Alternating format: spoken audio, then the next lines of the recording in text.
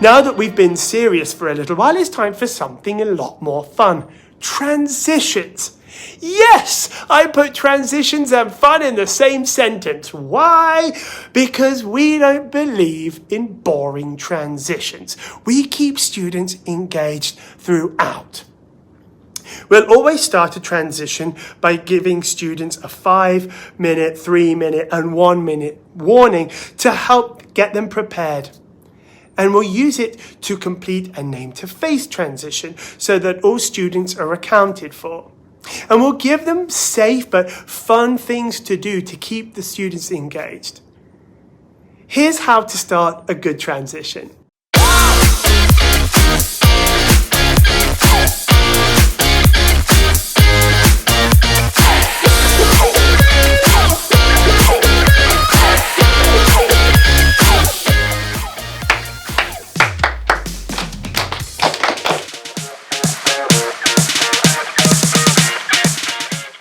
Alright, in 5 minutes we're going to be transitioning outside, okay? We'll be going outside, transitioning outside in 3 minutes.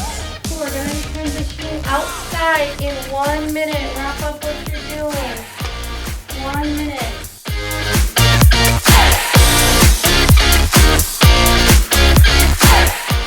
When you hear your name, I want you to come up and line up in front of Miss Bella. And when you walk over, you're going to walk over as your favorite animal. Alright, first up is Anna.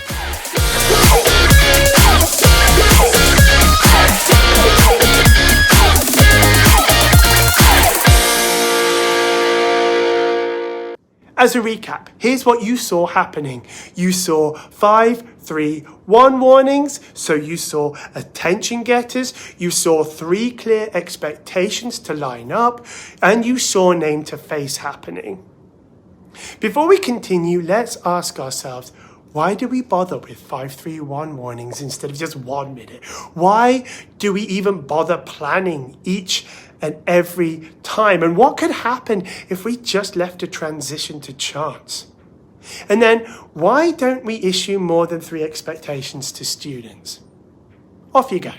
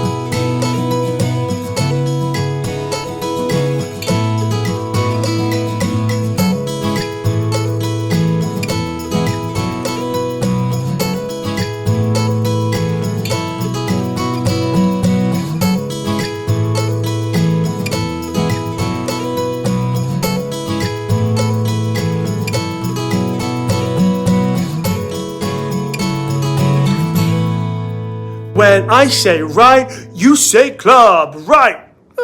Right.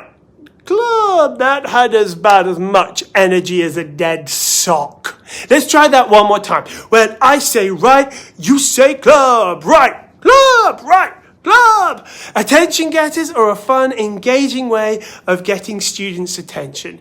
They should be introduced weekly, and we'll keep practicing them so students know what to do.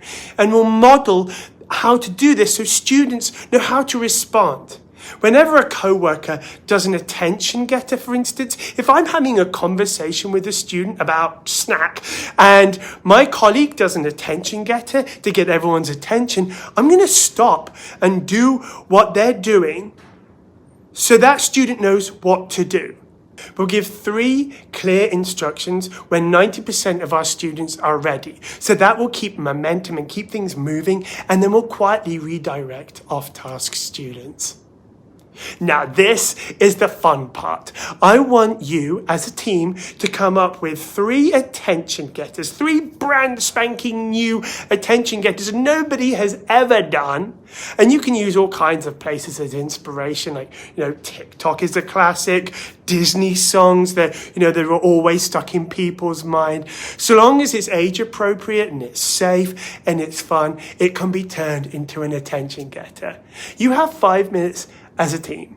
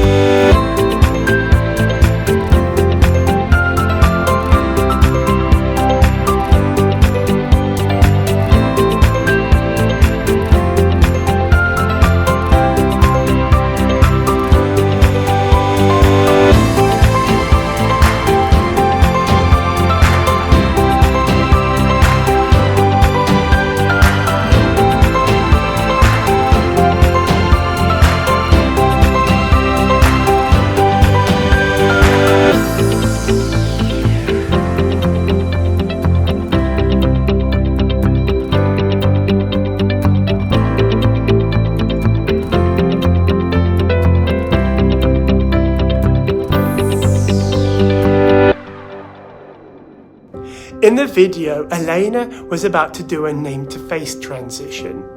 Let's go back to that page in our workbook. As you call the student's name and see their face, you mark a check mark in the first box for that student. We'll call out all of the students on that name-to-face count form to ensure that they start that transition.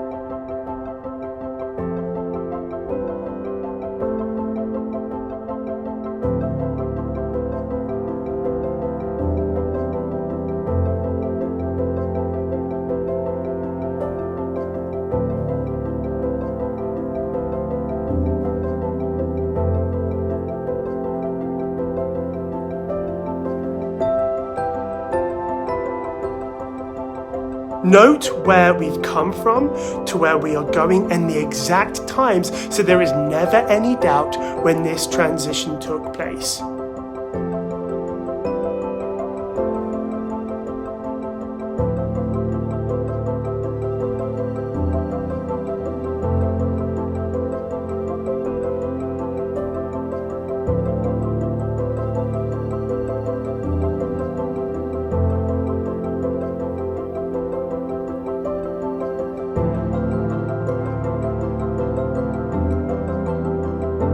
When we get to the place that we are going to, we'll confirm that we have eyes on every student that left with us.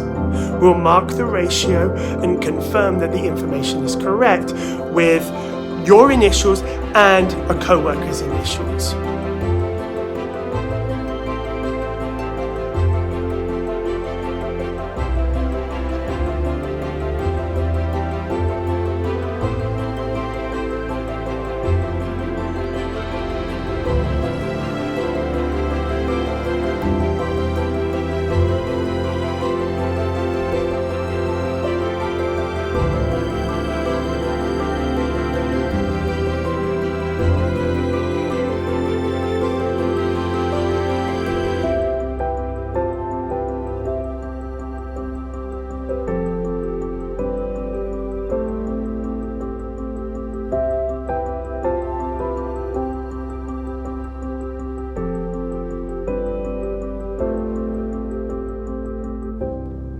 Here's an idea of what a fun transition activity could look like.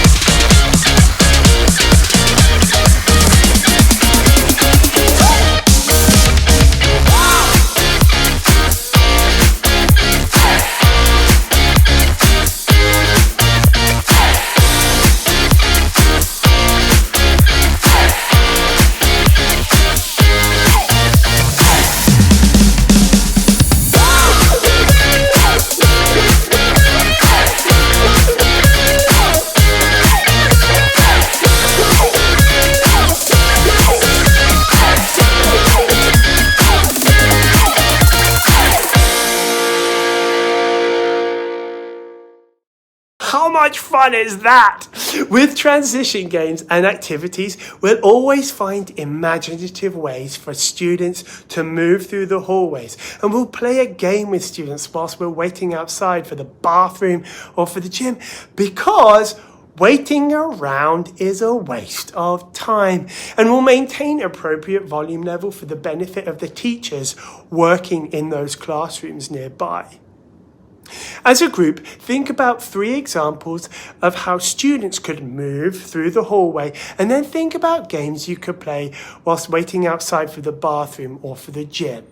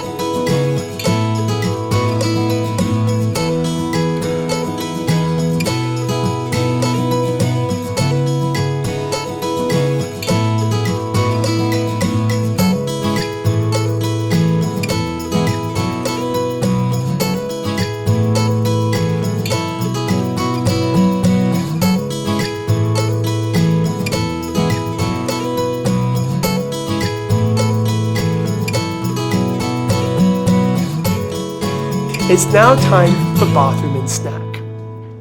We'll encourage kids to have good hygiene practices like washing hands and cleaning up after themselves. And we'll keep them engaged in conversations and games to keep them at their tables. And obviously we'll check bathrooms before to make sure they're clean and after to make sure that no kids have been left behind.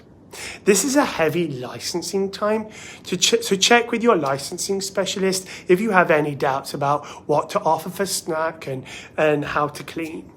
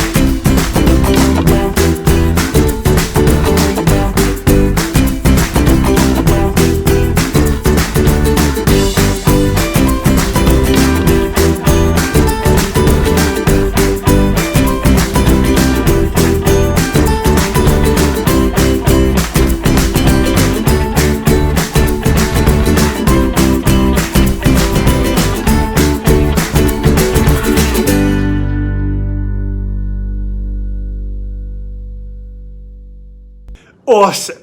Now it's time for Town Hall, which is one of my favourite times of the day. Town halls bring everyone together for a strong daily connection. It's for students to feel like they belong and are unique and celebrated. When you utilize the group acronym, you gather, remind, open it up, uplift, prepare to transition, your town hall is structured and awesome. This is a time for us to remind students of expectations so they'll always know what to do to be successful. Here's what a good one looks like.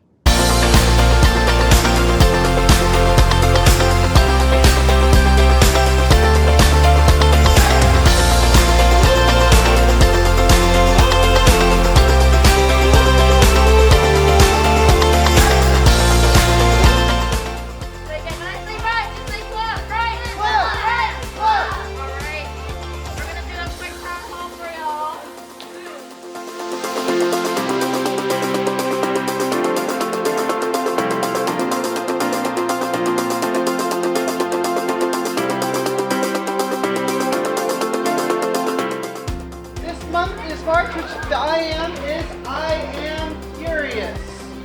Raise your hand if you are curious about something in your life. It could be a hobby.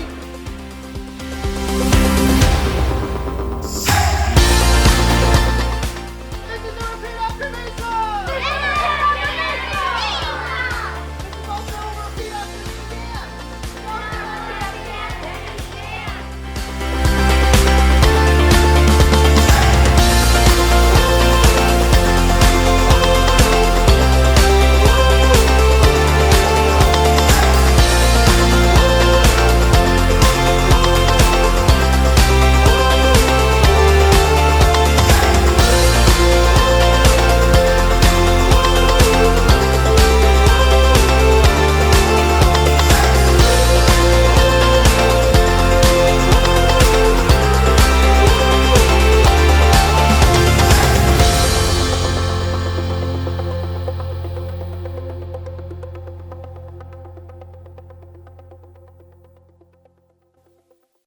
Wasn't that good?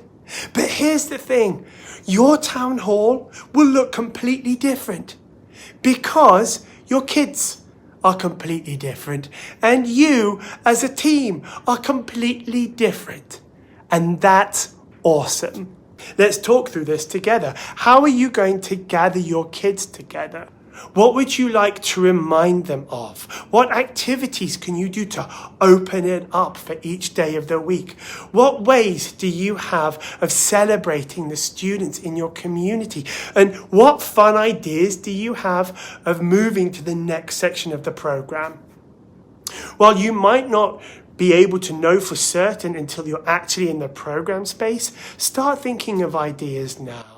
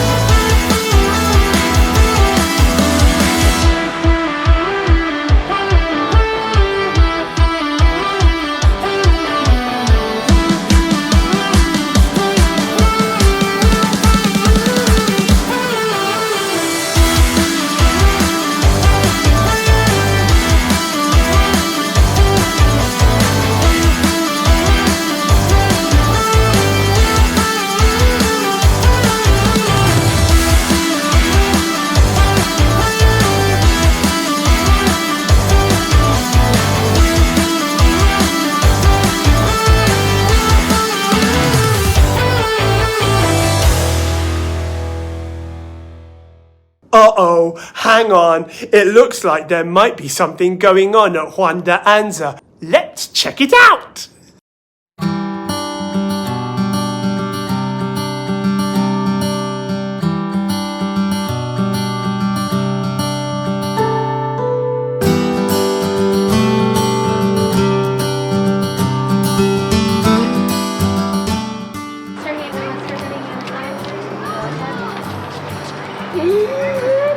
Olivia, can I have a word with you, please?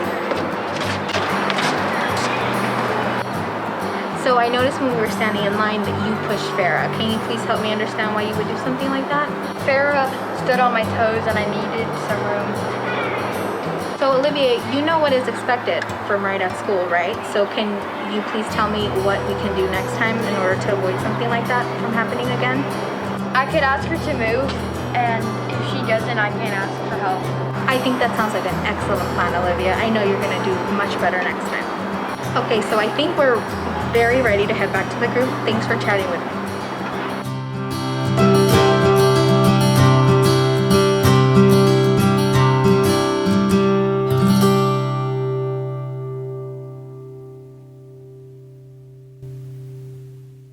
Notice how, when we see off-task behavior, we'll pull students aside.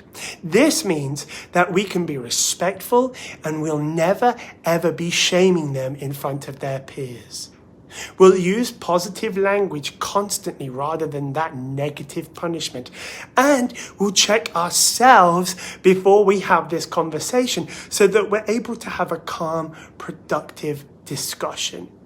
Never go into an I escape conversation frustrated. It won't help you or the child. So let's practice. Here are some scenarios that you may encounter in your program. Choose one and think about what you would say for each section of an I escape conversation. Then, if you have time, go ahead and practice. Have one person be the student and one person be the educator and give each other feedback.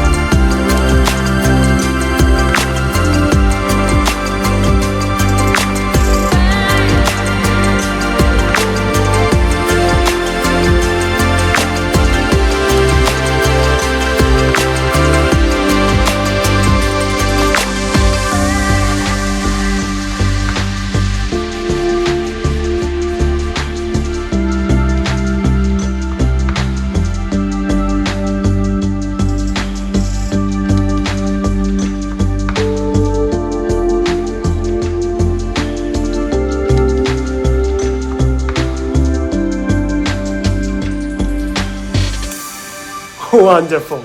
Now, moving on to Right Moves. Right Moves is a 10-minute fitness blast which we take outside if we can. It's designed to get those wiggles out before kids sit down for homework. It's always safe and fun and energetic. Here's a fun game that we're going to play right now. Scan the QR code so you can watch this video. It's a Right Bites, which we send out to our programs as a way of sharing fun activities or ways to make our programs even more awesome sauce than they already are. Watch as a team and then get up and play it.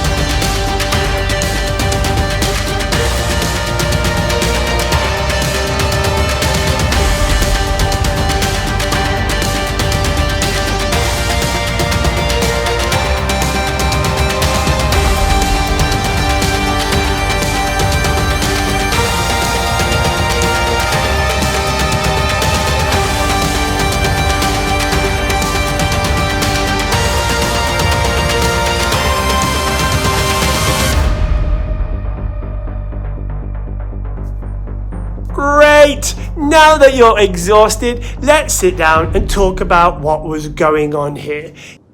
Unless you were just running around aimlessly trying to take as many people out as possible or hiding shamelessly from everyone else in the corner under the tables, you were being more strategic. Many of you were standing at the side of the room watching what other people were doing. If somebody came closer to you, you probably backed away a little because, let's be honest, they were not to be trusted. You were actively supervising the room. Now, obviously with our students, we won't be backing away from them, rather going towards them. But being able to see the whole room was a good strategy in this game, and it's a good strategy for the safety of our programs too. Oh wait, hang on, there's something else going on over at Harvest Hill.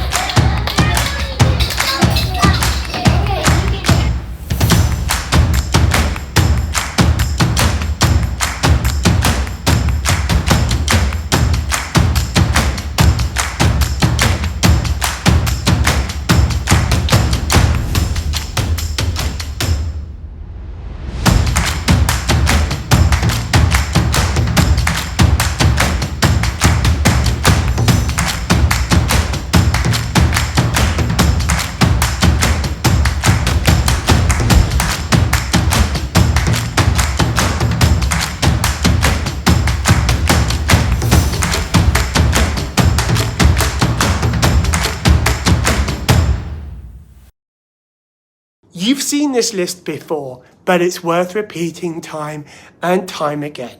The only thing that we allow is high fives, fist bumps or elbow bumps, pats on the shoulder, thumbs up, positive child guidance for that language that we use, and first aid or other medical assistance.